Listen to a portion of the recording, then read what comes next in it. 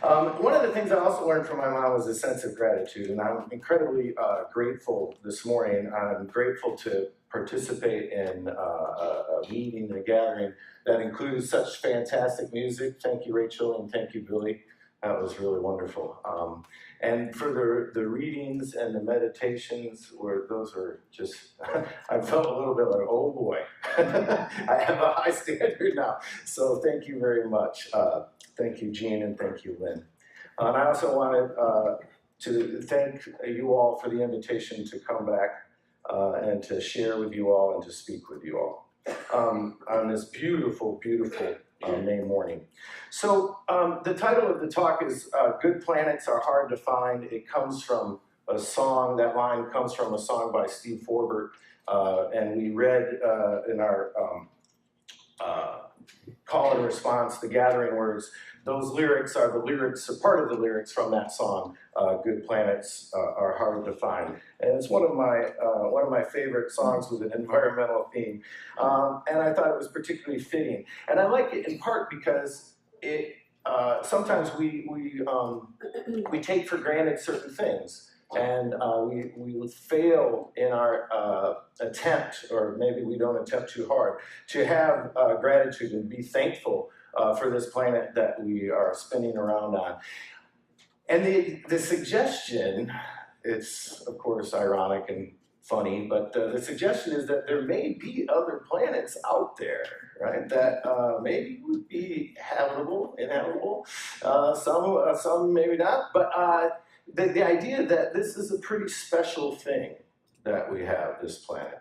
And so I wanted us to think about our connection to the planet, and the readings hopefully made that point as well, the connection that we have to our planet. And our planet is the Earth, and it's also those of us that inhabit the Earth are part of this planet too. So I want us to think a little bit about our identity as a common human family sharing this planet, which is pretty special, this planet.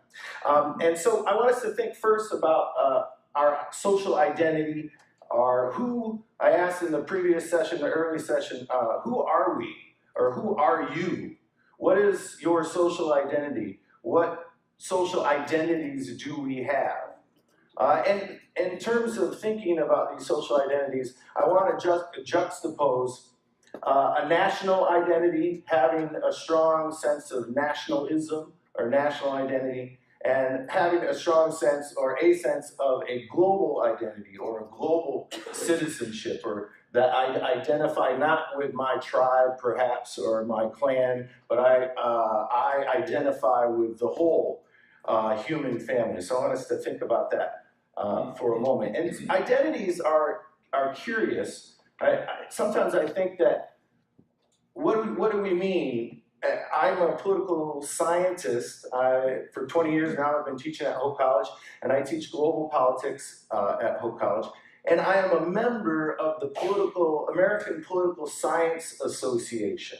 So that is one of my group memberships. However, I don't get much out of that identity. It doesn't give my life much meaning. It's not really how I know who I am. Oh, I know who I am because I'm a political scientist. Right? It's not that, it doesn't have that draw on me. It doesn't give my life that kind of meaning. Whereas other social identities do. I'm proud to be a member of Grand Haven. I'm proud to be an extended member of the C3 family. I'm proud to be a Michigander. I'm proud to be an American. I'm proud to be a member of this human family, of this global society. So I have these other identities, and sometimes they could be competing with each other that give life meaning. And it seems, speaking of pride in Michigan, and we had some Michigan music here this morning, lately, it seems, and lately, I'm getting a little bit older now decades, last couple decades lately, there seems to be a great, and maybe renewed, or maybe just new, pride in the state of Michigan. There's a lot of love for the mitten lately, at least that I'm noticing. And when I was growing up in Holland, Michigan, rarely did we see someone with a mitten tattoo. That just wasn't really a thing. And we didn't have stickers and decals on the cars that say smitten with the mitten or these types of things. I know I have a decal on my car that has the outline of Michigan with the Great Lakes, and I have that pride. I have a friend who just got a tattoo of the Great Lakes, and so it's curious that sense. If you're going to put it on your skin, on your body, that is a strong identity that you have. It seems to me, right? And so it's a marker, and it's curious what tattoos we put on ourselves. To my knowledge, I don't know anyone who has an outline of Ottawa County tattooed, right? Or the 2nd Congressional District of Michigan, the shape of it, right? This is who I am, right? So that's interesting though, because the Ottawa County is smaller. The 2nd Congressional District is smaller than the Mitten. It's a smaller community, and it means that we can have this community, a real community at C3, where you know each other, you share in each other's joys, you share in each other's sorrows, and there is a real sense of community, that you lift each other up, that you're there for each other. Other notions of community are with people who we may not know, we've never met. If we have pride in being an American, we have some 300 million Americans. It's impossible to know even a small fraction of that number, but we still may have a shared sense of identity with these people that we have not met. Benedict Anderson has written a while back a famous book in political science called Imagined Communities. And in this book, he suggests that nations are imagined communities. They're communities, they're real, but they are socially constructed. The notion of a nation, a shared identity based upon a nation state. And so the suggestion, if our identities are constructed or imagined, then we could imagine a different identity. We could imagine an identity that's based on common humanity, that we could imagine an identity based upon global citizenship. And so the notion of global citizenship is not new. It goes way back. From Benedict Anderson's perspective, we talked about the image from space of planet Earth that we have seen. Sometimes it's put on a flag that we fly, right, that we identify with this. That picture, I think, is important. Benedict Anderson says that maps were really important so someone could see the shape of Michigan and have an image that they could actually identify with. So that image of the planet is important in terms of us to point at it and see that image and say, that's us, that's me, that's we, rather than that's them. But we could go back at least to Diogenes in ancient Greece, who when asked, where are you from? He said, I'm a citizen of the world. Right? And the idea being that I'm not from a particular tribe or a particular city-state or a particular nation, but I identify more broadly. And this is a debate in academia, and there's a reason that there's this expression that says, oh, it's all academic. Usually in sports, you might hear that at the end of the game. The announcer will say sometimes, well, it's all academic from now, from here on in. And that means it doesn't matter anymore. Like the important things have already been determined in terms of the outcome, and now it's all academic. So some of these academic debates are not very important. But one academic debate is, and we talked about this a little bit at the earlier session with a small group, is the question is, do we need an other in order to know who we are? To have an identity, do we need it to have, for example, I know I'm not French, but I know I'm French because I'm not German. Or I know I'm Canadian because I'm not from the United States. Or I know I'm of Dutch heritage because I'm not of Polish heritage. Or does there need to be an other in order to form a sense of identity, a strong sense of identity? And this is a debate. Some would say yes, an other is necessary. And others would say no, that it may not be. But what is it that holds us together in terms of a common identity? I'm not a big science fiction fan, but when the planet is invaded by Martians or others, right, then we can identify the other. We can say, oh, they're Martians, so we humans, we need to stick together. And we have a sense of shared identity. And so I'm wondering about that, and I'm wondering if we can have the other for our common identity, our global society, our global citizenship, if the other is the idea that we can't all be identified together, that is our other. This notion of no, we are tribes, we are nations, we are us and them, and we are civilizations that clash, or nation states that clash, or ethnic groups, or racial groups, or other religious groups, us and them types of groups. So I'm wondering if perhaps that we can identify the resistance as the other. So we have seen the rise. I teach global politics, so I'm going to speak to you a little bit about that which I know, or at least profess to know. And so we've seen the last decade or so a rise of nationalism around the world, scholars have pointed out, and a resistance or a reaction against globalization or globalism. So whether in the United States with the election of Donald Trump, who says that there is no global anthem, right? There's no global flag, maybe. Right? There is this idea of a global identity is kind of nonsense to not just President Trump, but to a lot of people. Right? And we see the rise of nationalism and similar ideas, perhaps indicated in the Brexit vote in the United Kingdom. The idea is saying, no, we're not part of Europe. We want to be separate. Maybe we see it with rising nationalism in Scotland. The Scots now want to leave the UK. The Brits want to leave the EU, and the Scots say, no, we don't want to be a part of the UK. We want a separate national identity as Scots. And we've seen rising nationalism throughout Europe. This morning, though, a loss perhaps for nationalists globally. Emmanuel Macron in France was sworn in today as the president, this morning in fact, of the president of France, and he was a pro-EU, non-nationalist, non-right-wing candidate and figure. And also this is not really relevant, but it's interesting that he's young, he's still in his 30s, and is president of the Republic. There was a cartoon, I don't read French, but someone had translated it for me, and a French newspaper recently said, he says to his wife, honey, I'm only in my 30s and I'm president of the Republic.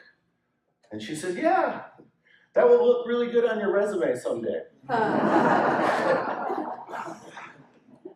All right, so I want us to think about national identities and this struggle between a global identity, thinking of ourselves as global citizens, and having a strong national identity. Whether those are in opposition or whether we can work the two together. So one of the ways that I try to encourage my students to notice and to think about their shared connections with people who live across borders, national borders, nation-state borders, is to ask them where their clothes came from. So this may make some of you uncomfortable. My mom might be one of those that is not comfortable, but if you would please, if you would look inside your neighbor's shirt or clothes or jacket, and where are our clothes made? And if you see a country, just shout it out. Sri Lanka, Malaysia, China. Which was it? Myers. My shirt, Sri Lanka, Turkey, Bangladesh. My shirt comes from Bangladesh. My pants come from Macedonia. There's the USA, all right. We got one. Hong Kong, Vietnam, Canada, Thailand. Did someone say Burma? All right, so this is helpful, I think, in order for us to understand that we are connected. Right? Whether we think of ourselves as connected or not, we are connected. And not in an abstract way, where academics might talk about ideas or abstractions of a global village or a global society, something that is perhaps abstract. But this is very real. The clothes that touch our skin, right? We're talking about what we put on our bodies. It's not an abstract notion. And so I wonder, the person, the people, the folks in Bangladesh who made my shirt, I wonder about them, all right? And I think about those folks and what our connection to each other is. And I hope that my connection to the people who made my clothes, my mom used to make my clothes before the era of globalization, but my connection to those people. And I believe that most of us, most human beings, want to do well with others. Right? That we want a social encounter to go well. So if we're at the grocery store or we're at the market and we make a purchase and we say thank you, and the clerk says, you're welcome, thank you, oh, you're welcome, have a nice day. So that we walk away, we leave that interaction with both parties feeling as if, yes, that went well. This person did not take advantage of me. This person treated me with respect. We had an honest exchange, right? Both acting of free will, and it was positive, a positive encounter. And so I think of that, this, in a way, like, is that transferable to my shirt? Is my relationship with the people who made my clothes, is it okay?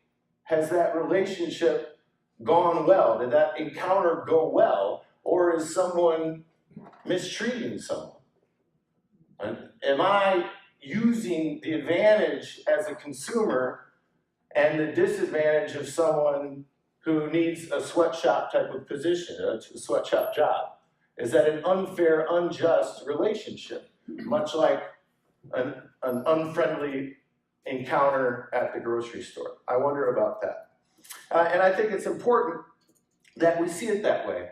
If we identify ourselves as global citizens, then we have a shared notion that the person in Bangladesh or Macedonia or wherever who is making my clothes, that we share something together. We have a sense of shared identity. But being a good global citizen is very difficult.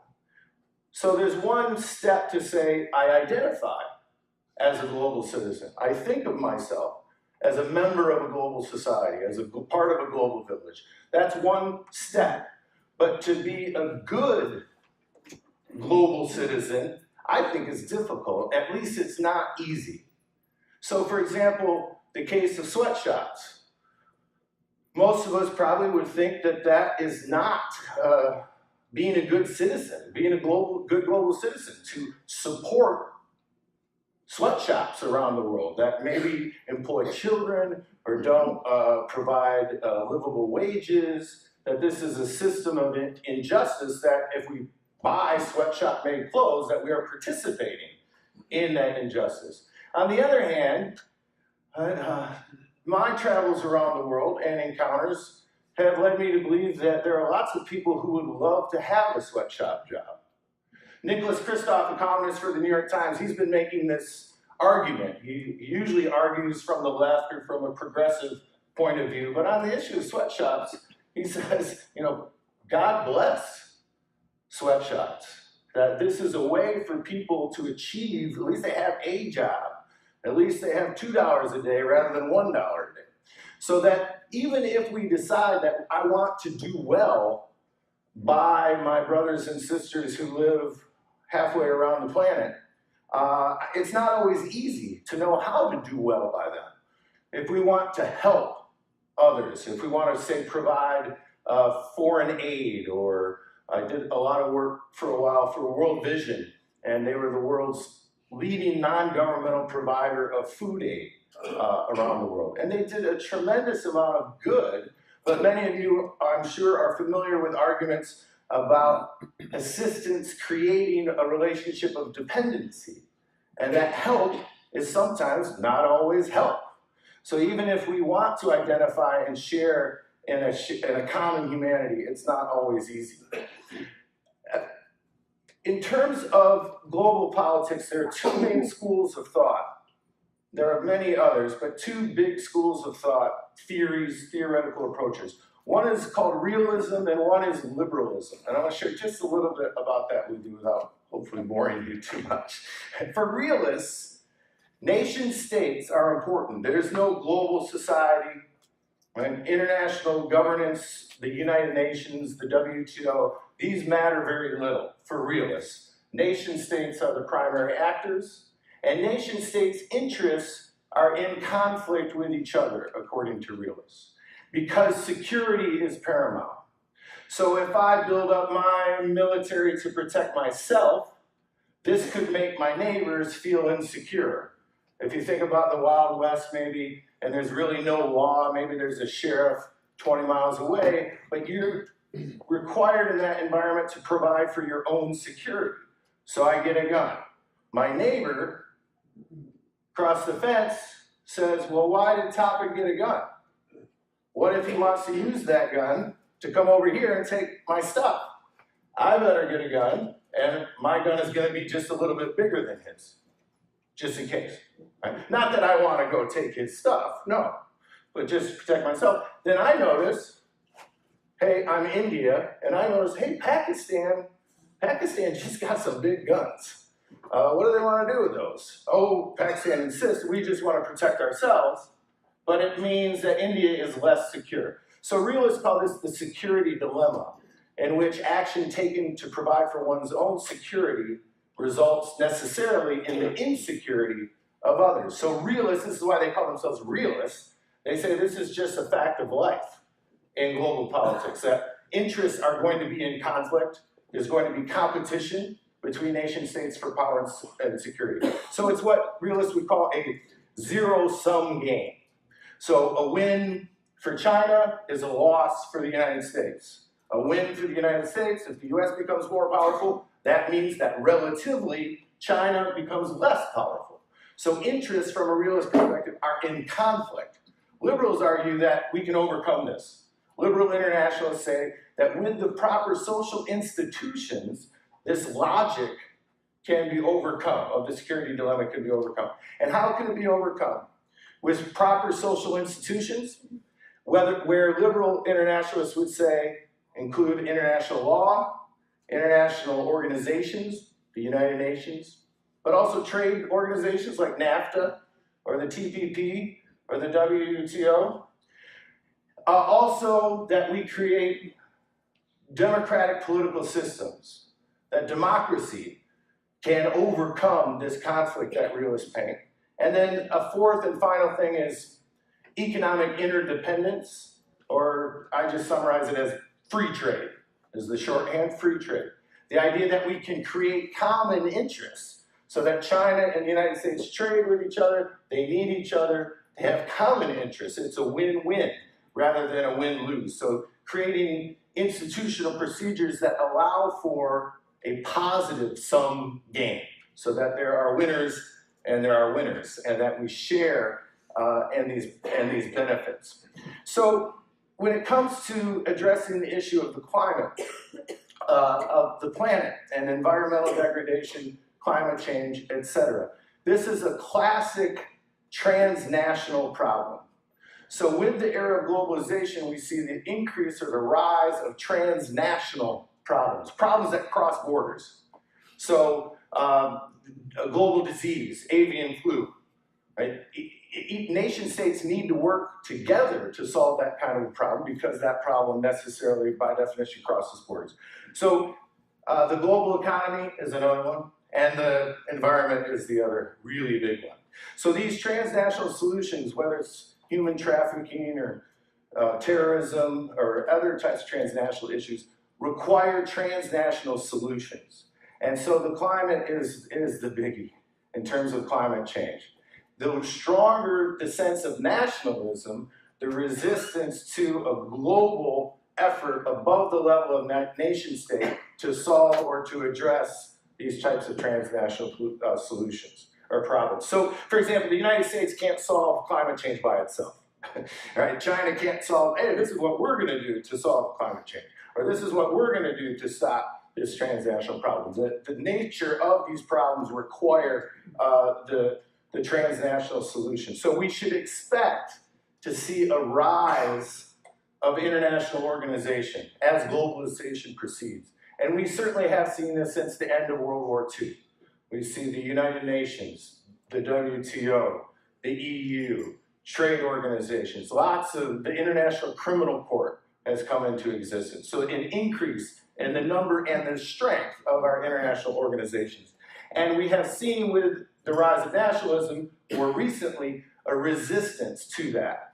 So we could argue that the Trump election is a part of that, the Brexit vote was a part of that, the rise of right-wing nationalism throughout Europe and also other places around the world, including Asia, and that perhaps the pendulum is swinging back. Because since the end of World War II, and really before the end of World War II, we've seen a movement in one direction towards more globalization, not just in economic exchanges, but also in global governance. We haven't gotten to a point of a global government, but we have elements of global governance. And the question that I have is, has this moment ended? And is the pendulum swinging back to increased nationalism and less global governance, less global identity, less thinking of ourselves as a single global society and as a single a global and human family? One last story, I think I shared this last time with you, and then we'll wrap it up. But one of the things that my mom taught me, I said, I think I was maybe 8 or 9, 10, in that range, and becoming aware of the world for the first time, that, oh, there is a world out there somewhere. We had a subscription to National Geographic and like getting those issues and seeing some of the world out there and being amazed and awed and wow. So one day I asked my mom, I said, Mom, if you could live anywhere in the world, where would you want to live? The Pacific Islands, or Japan, anywhere in the world, where would you want to live if you could live anywhere? And I grew up in Holland, Michigan, and she said, Holland, Michigan. No, come on, Mom. No, really. Really, truthfully, I'm telling you the truth. Like, no. Okay. So if you could live in Holland, Michigan, where? We lived on a quiet street, Pleasant Avenue. And and it was not on the lake. It was near the lake, but not on the lake. Where in Holland, Michigan, though? A big house out on Lake Michigan, or a big house out on Lake Macatawa, or where? And she said, 625 Pleasant Avenue. Really? At the time, I don't think I actually believed it. Now I do believe it. And now I recognize that that was an incredible lesson in gratitude, right? And being grateful for where we are and what we have. So I would like to end by saying I'm grateful for my mother, and I'm grateful for this planet that we have, because good planets are hard to find. Okay, thank you very much, everyone.